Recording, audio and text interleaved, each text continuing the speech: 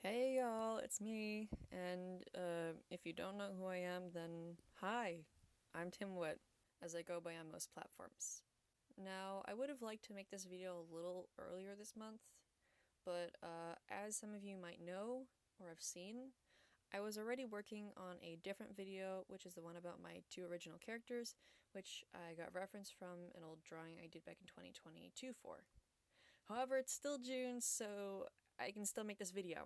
I can still make it. Yippee. Now, another thing you might have noticed is that I updated my PNG character. It's not too different. I did end up simplifying it and making it a little bit better than the original one that I had, which, in my opinion, definitely needed a bit of an overhaul. Also, if you look around me, you might have noticed that I added a few things to the background, which brings me to my discussion. Oh yeah, by the way, I plan on not doing a whole lot of comic strip stuff for this video because the last video took so dang long to do because of that, and it was also just really stressful to do because it took like 11 hours, so this is mostly going to be a chill video where you get to watch some lovely speed paints that I did for Pride Month that are of characters from two of my favorite indie shows. These being Pretty Please I Don't Want to Be a Magical Girl by Kiana Consmith and Revamped by Revamped Roses on YouTube, who I believe you guys should go and support. They make really funny stuff and the stories are really interesting and creative. I would really love to see them get more support and love for what they do and what they create. I am very excited to just show off my fan art and just have a little chat with y'all. Anyways, mini rant aside, let's just head on to the video.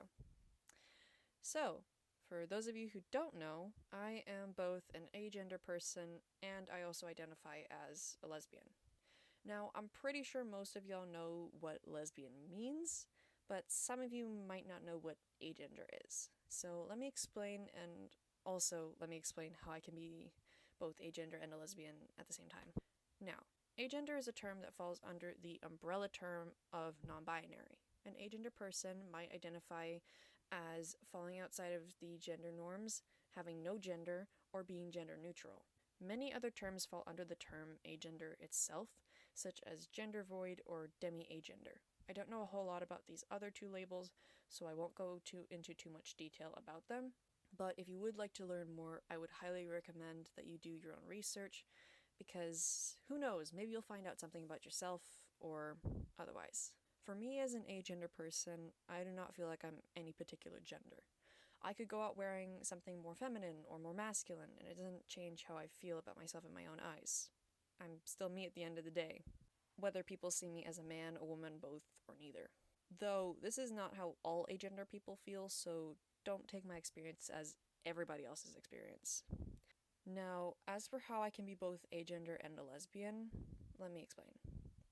Now, I know that the term lesbian has used to refer to someone typically who is a woman who loves other women.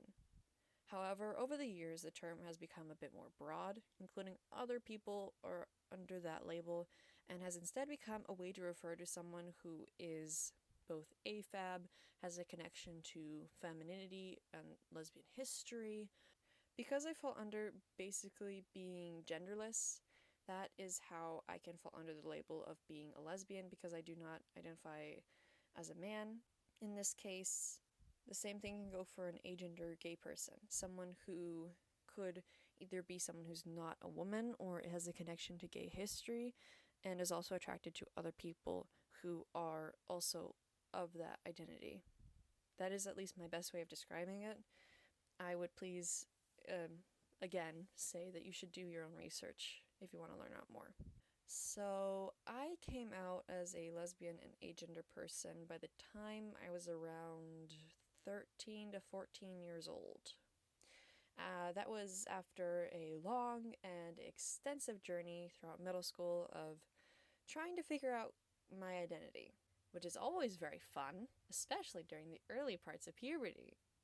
Quick warning up top, I've always had a bit of a hard time explaining my journey with sexuality and gender identity because it's very messy, and there are a couple different factors in there that I just have a hard time explaining, or just don't know if I feel comfortable enough explaining, but I'm going to do my best, and I just hope that you're able to bear through it with me. So let's start off with 6th grade. When I was in 6th grade, aka when I was about 11 years old, I first started questioning my sexuality. At the time, I had started dating someone who identified as a guy, and we had been together since quite literally my 10th birthday.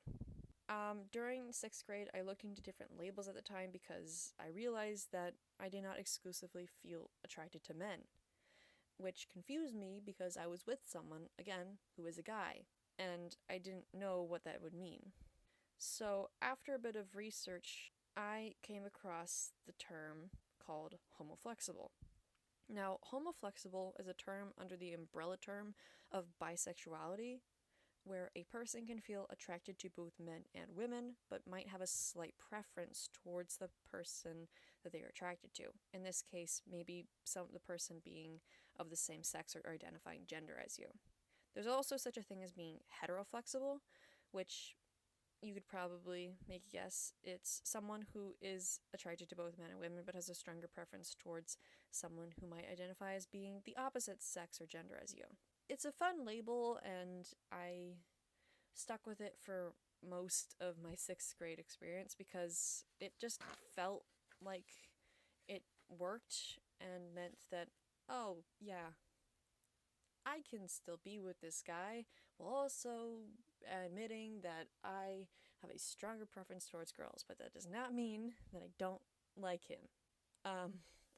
I found myself a bit more interested in people who were AFAB as opposed to people who were AMAB, which still confused me even after finding this label because over the years, it just didn't feel right. I had a lot of conflicting feelings during that time, and me already dating someone at the time did not help with it. However, I still stuck with the label. That was until around 12. By 7th grade, I had a harder time denying the fact that I did not feel attracted to men or AMAB people. It just confused me a lot and made me nervous because this person who I'd been dating was someone who I felt like I really liked and I was with for almost 2.5 years at that point. And I was not ready to come to terms with the fact that this is just not the person who I am attracted to. However, after talking it over with someone who I was close with at the time, who also at the time identified as being a lesbian, I finally came to the first realization that I might not be attracted to guys and might just be exclusively attracted to AFAB people. It was scary and confusing for the time, but I realized that I couldn't exactly deny it any longer. I knew that I probably should say something. So the next day, after talking it over with that person, I ended up breaking up with that person who I was with. It didn't feel right to keep being with them when I knew that I didn't exactly feel the same way about them that they did to me. It was hard to end the relationship that had been going on for so long, and when I was still very young, but I knew in my heart that it was the right thing that I needed to do for myself. Which should have been where it ended, but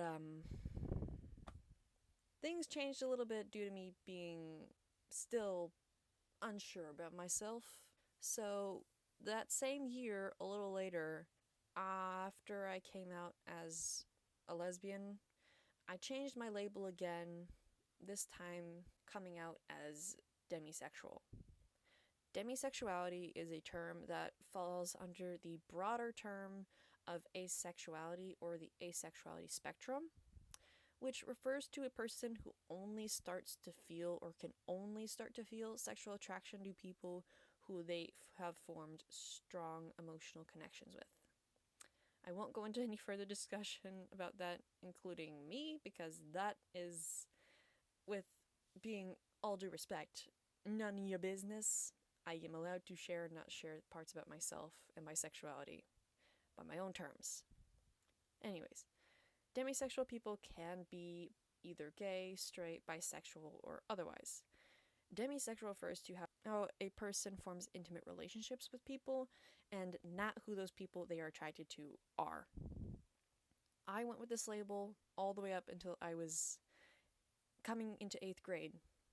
It quite literally almost took the rest of 7th grade and further research before I finally officially figured out my label. Finally, by 8th grade, I had come to terms with the fact that I, in fact, identified as a lesbian. It was a hard journey for me to go off of because of who I was with at the beforehand and how I felt about myself, but by the time my 13th birthday had come around, I had officially come out and was open and honest about it. I also at this time ended up dating someone who would have been my first girlfriend. That relationship was complicated for reasons that I'd have to go into a long rant to explain, and I don't know if I'll ever go into it at all. I probably won't. But what I will say is that me having my first time actually being with someone who I was attracted to was a nice experience, and it made me feel more reassured in my label and who I was as a person. Now we move on to my journey with figuring out my gender identity. Me going on my journey to figure out my gender identity came out after I figured out my sexuality, and actually my journey with finding out my gender identity took less time than it did for me figuring out my sexuality. That's just me personally. By the time 8th grade ended, I started questioning my gender identity. I'd come to realize that I did not align myself as being a cisgender person, and instead found myself being a bit more someone who identified probably more as non-binary, or somewhere in the non-binary category or spectrum. So sometime later, I ended up coming out as a demigirl, which refers to a person who uses both she, her, and they, them pronouns. A demi person can have a slight preference to which ones they use while still using both pronouns and or the label. Also, a person did not have to initially identify as being AFAB or AMAB to refer to themselves as a demi-boy or demi-girl. If you were assigned female at birth, you can still come out later as a demi-boy, so on and so forth. Just so you're clear. Then, sometime later, nearing more towards when I was 14, I finally came to the realization that no pronouns really fit me, and that's when I finally came to the discovery that I was most likely agender. It actually didn't take too long to figure out that part. Maybe it's because I had better educated myself on sexuality and gender identity, which might have helped with that, but I don't know. Whatever it was, I'm at least glad that I managed to figure out who I was after pretty much all of middle school. It's been a while since I've come out, and I'm glad to say that there hasn't been a moment in my life where I've regretted my coming out or questioned myself again. So, yeah. I feel very happy that I got to grow up in a family that was open and honest about the concepts of sexuality and gender identity, as well as being very supportive of me and giving me the patience to figure myself out. I genuinely feel very privileged that I have great parents who care about me and are supportive of me, and it does make me feel sad that not everybody gets to have that experience or have a space where they can be open and honest about who they are. If you are someone who is queer and is stuck in the closet for whatever reason during this Pride Month, just know that it's okay to not come out yet if you're not ready or you just can't right now. When the day comes where you can, there will be people there waiting for you. I will be rooting for you the whole way, even though I am just a stranger on the internet. Also, I just kind of wanted to point out the irony real quick that I'm talking about people not being out of the closet while I'm quite literally recording myself in my closet during Pride Month and talking about sexuality and gender identity. I just thought it would be funny to point out. Okay, so that's all I had for this video. It wasn't anything too crazy or special, but just something fun for me to do for this Pride Month and a little easy on me to do in terms of like editing.